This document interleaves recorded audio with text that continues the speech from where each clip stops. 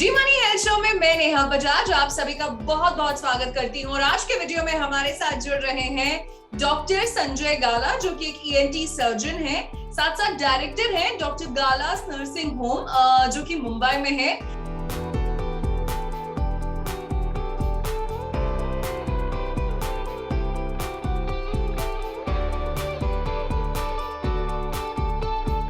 Doctor Sanjay, आपका बहुत बहुत स्वागत है। Welcome, thank you. And sir, क्योंकि आप ईएनटी सर्जन हैं, सो आज हम बात करने वाले हैं राइनाइटिस के बारे में। तो सबसे पहले एक बेसिक इंट्रोडक्शन हमारे सभी व्यूअर्स को आप ये बताइए कि राइनाइटिस क्या होता है। नाक के अंदर जब कोई भी तरीके से इंजरी होने की वजह से जब सूजन आ जाता है, उसको राइनाइटिस बोला जाता है। ओके, और राइनाइटिस के सर लक्षण क्या होते हैं? राइनाइटिस में कॉमनली आपको सूजन आने की वजह से नाक का पैसेज या नाक में जो हवा पास होने की जगह है वो कम हो जाती है। इसकी वजह से ब्रीदिंग प्रॉब्लम होता है। कई बार सूजन आने की वजह से थोड़ा पेन भी होता है और sometimes you may get fever और running nose. These are all symptoms of rhinitis. Okay, and sir एक और चीज है जो आजकल मतलब सुनने में भी आता है लोगों को, साइनस है। सो राइनाइटिस और साइनसाइटिस में क्या अंतर है? करेक्ट। सो नॉर्मली जो नाक का पैसेज है और उसमें जब सूजन हो जाता है उसको राइनाइटिस बोला जाता है। नाक के आसपास जो बोन्स होते हैं ये हॉलो होते हैं या पोकल होते हैं, उनके अंदर हवा का जगह रहता है। जब इन्फेक्शन या सूजन वो स्पेस में भी पहुंच जाता है उसको साइनोसाइटिस बोला जाता है। नॉर्मली हर एक पेशेंट को राइनाइटिस और साइनोसाइटिस दोनों होता है, पर दो में से जो ज्यादा होता है वो टर्मिनोलॉजी दिया जाता है। अगर साइनस में तकलीफ ज्यादा है तो साइनोसाइटिस बोलेंगे, अगर सिर्फ नोज में प्रॉब्लम ज्यादा है तो राइनाइटिस बोलेंगे। ओके, एंड सर अगर हम दोनों के लक्षण की बात करें तो साइनसाइटिस के लक्षण क्या हैं और किस तरीके से वो डिफरेंस आ जाता है राइनाइटिस में? देखने जाएंगे तो ये ओवरलैपिंग कंडीशंस हैं, एक दूसरे के साथ ही होती हैं। इसका मतलब है सिम्टम्स भी सरीखे होते हैं, पर जब तकलीफ बहुत दिनों तक जल्दी क्लियर नहीं हो पाती है या बहुत सीवियर पेन होता है तो डॉक्टर्स को ऐसा एहसास होता है कि शायद साइनस का कंपोनेंट ज्यादा है। साइनस का कंपोनेंट ज्यादा है वो ढूंढने के लिए या तो हमें एक्सरे करना पड़ेगा, क्योंकि हड्डी के अंदर का जगह है, डायरेक्ट दिखेगा नहीं, या कभी कभी डॉक्टर्स को सीटी स्कैन करना पड़ता है वो ढूंढने के लिए कि किस में प्रॉब्लम ज्यादा है। ओके, एंड सर एक और शब्द अभी मैंने पढ़ा जो है एलर्जिक राइनाइटिस, ये क्या होता है और सर कितना कॉमन है ये? तो राइनाइटिस बहुत कारणों की वजह से होता है, मगर जो दो सबसे कॉमन कारण है, एक है इन्फेक्शन और दूसरा कॉमन कारण है एलर्जी। इन्फेक्शन अपन समझ सकते हैं कि कोई भी बाहरी कीटाणु की वजह से हुआ है, या तो वायरल इन्फेक्शन होता है या कभी बैक्टीरियल हो सकता है। ऑफ लेट जब कोविड बहुत ज्यादा था तो फंगल राइनाइटिस भी बहुत होता था, जिसको म्यूकोरमाइकोसिस बोला जाता था। अच्छा। दूसरा चीज जिसकी वजह से कॉमनली नाक के अंदर सूजन आ जाता है, वो कोई भी ऐसी चीज अपने नाक के अंदर चली जाती है जो जिसके सामने बॉडी रिएक्शन प्रोड्यूस करता है, और इसको बोला जाता है एलर्जिक राइनाइटिस। तो एलर्जी ये एक बहुत कॉमन एंटिटी है, जिसका एक कारण है ह्यूमन डेवलपमेंट, जिसका मतलब है because of development and because of progress of human being and innovations of human being, हम लोग हर रोज बहुत सारे नए कंपाउंड्स बनाते जाते हैं, बहुत सारे नए केमिकल एंटिटीज बनते रहते हैं, और उसमें से कोई तो एंटिटी जब अपने नाक के अंदर जाती है तो बॉडी उसके सामने रिएक्शन प्रोड्यूस कर देता है। इसको एलर्जी बोला जाता है। पिछले 30 या 40 साल का अगर हिस्ट्री देखें तो जब मैंने मेडिकल कॉलेज एंटर किया था तो in this city of Bombay जहां मैं वर्क करता हूं, वहां पे एलर्जी का प्रमाण था अबाउट 17%, 17।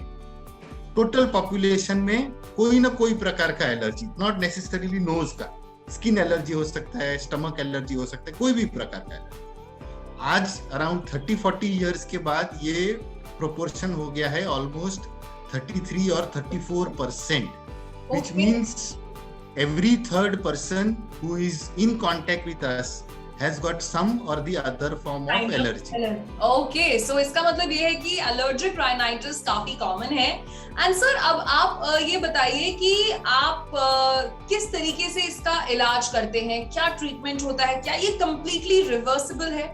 तो फिर से ट्रीटमेंट पे जाएंगे, उसके पहले हम लोग हमेशा उसका कारण ढूंढने की कोशिश करते हैं जी.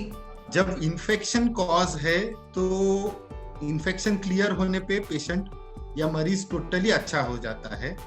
नॉर्मल कोल्ड जिसको हम लोग बोलते हैं इन्फ्लुएंजा, जिसका कोविड एक प्रकार है, as of now Covid pandemic चल रहा है तो कोविड एक प्रकार है, वो इन्फेक्शन जनरली 3 से 7 दिन में क्लियर हो जाता है. मेनी टाइम्स वायरल राइनाइटिस जिसको इन्फ्लुएंजा बोलते हैं, उसके लिए कोई भी ट्रीटमेंट की जरूरत नहीं रहती है एक्सेप्ट फॉर सपोर्टिव ट्रीटमेंट.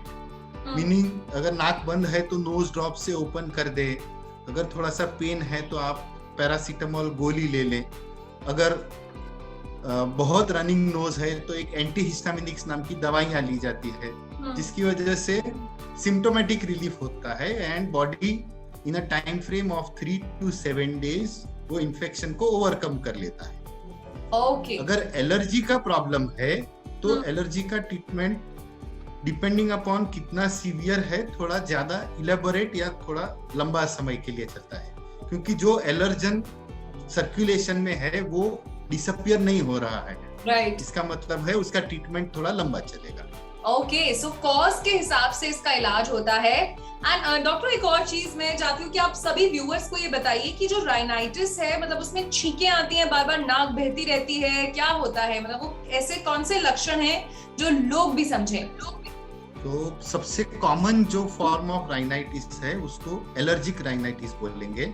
मैंने अभी बताया वैसे कोई भी एक पदार्थ जो हवा में है जो अपने नाक के अंदर because of our act of breathing अंदर चले जाता है, उसके सामने बॉडी एक रिएक्शन प्रोड्यूस करता है. तो ये रिएक्शन से क्या होता है, तो ये रिएक्शन से अपने नोज के म्यूकोजा में हिस्टामिन रिलीज होता है. हिस्टामिन रिलीज होने की वजह से आपको नाक के अंदर बर्निंग प्रोड्यूस होता है, जलन, थोड़ा सा इचिंग जलन होता है या इचिंग सेंसेशन होता है, खुजली जैसा होता है. उसके बाद स्नीजिंग शुरू हो जाता है और छींके आती है, और छींके बहुत सारे आने के बाद नाक में से थोड़ा सा फ्लूइड आता है, प्रवाही आता है. अच्छा. अगर हम गौर से देखने जाएं तो बॉडी ये पदार्थ को बाहर फेंकने की कोशिश कर रहा है नाक से जी. तो छींक आने की वजह से वो बाहर ब्लो आउट हो जाएगा या पानी आने की वजह से वो वॉश आउट हो जाएगा. अगर एलर्जन एक प्रमाण से कम हो जाता है जो बॉडी के लिए टॉलरेबल है तो फिर सारे सिम्टम्स टाइम बीइंग रुक जाते हैं. ओके. अच्छा सर, मेरा आखिरी सवाल आपसे ये है कि राइनाइटिस का जो ट्रीटमेंट है वो कैसे होता है, कितना लंबा चलता है? जैसे मैंने अभी थोड़ी देर पहले बताया, इन्फेक्टिव राइनाइटिस तो अराउंड 1 वीक में क्लियर हो जाता है. एलर्जिक राइनाइटिस अगर वो बहुत सीवियर है तो उसका ट्रीटमेंट कई बार हफ्तों या महीनों तक चलता है, और कोई तो अनफॉर्चुनेट पेशेंट में सालों तक भी चल सकता है उसका इलाज. बेसिकली इलाज एलर्जिक राइनाइटिस का 3 प्रकार से होता है. First method is few exercises, जैसे योगा में प्राणायाम किया जाता है, या और एक योगा का प्रकार है जिसको कपालभाति बोलते हैं, और एक योगा की प्रक्रिया है उसको बोला जाता है जल नेति. तो एलर्जी में तीनों ये एक्सरसाइजेस मैं रिपीट करूंगा क्योंकि ये बहुत कॉमन है और योगा का अवेयरनेस बढ़ते जा रहा है world across. Courtesy initiative from Modi government and India. मैं रिपीट करूंगा, प्राणायाम, कपालभाति और जल नेति, ये एलर्जिक राइनाइटिस में बहुत यूजफुल है.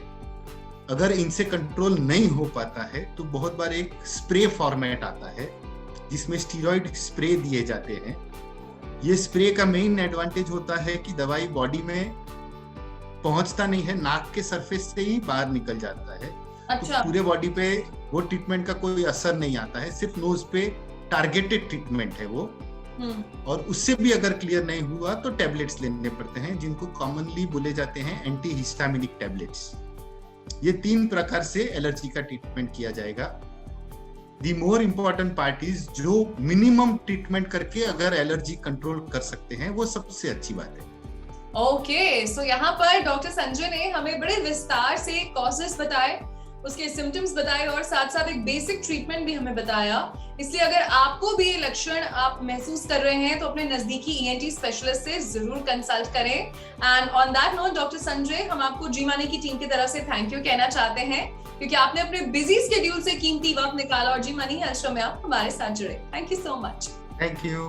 तो ये थे डॉक्टर संजय, जिन्होंने आज हमें बताया राइनाइटिस के बारे में, टाइप्स ऑफ राइनाइटिस के बारे में और उसके ट्रीटमेंट के बारे में। मैं उम्मीद करती हूँ आपको आज का वीडियो पसंद आया होगा। अपना फीडबैक जरूर शेयर करिएगा और किसी और विषय पर चर्चा देखना चाहते हैं वो भी हमें बताइएगा। ऑन दैट नोट, मैं नेहा बजाज आपसे लेती हूँ इजाजत। मिलेंगे जी मानी हेल्थ शो के एक नए वीडियो में with new super specialist, new medical expert. Till then keep watching जी मानी हेल्थ शो। अच्छी सेहत हमारा वादा।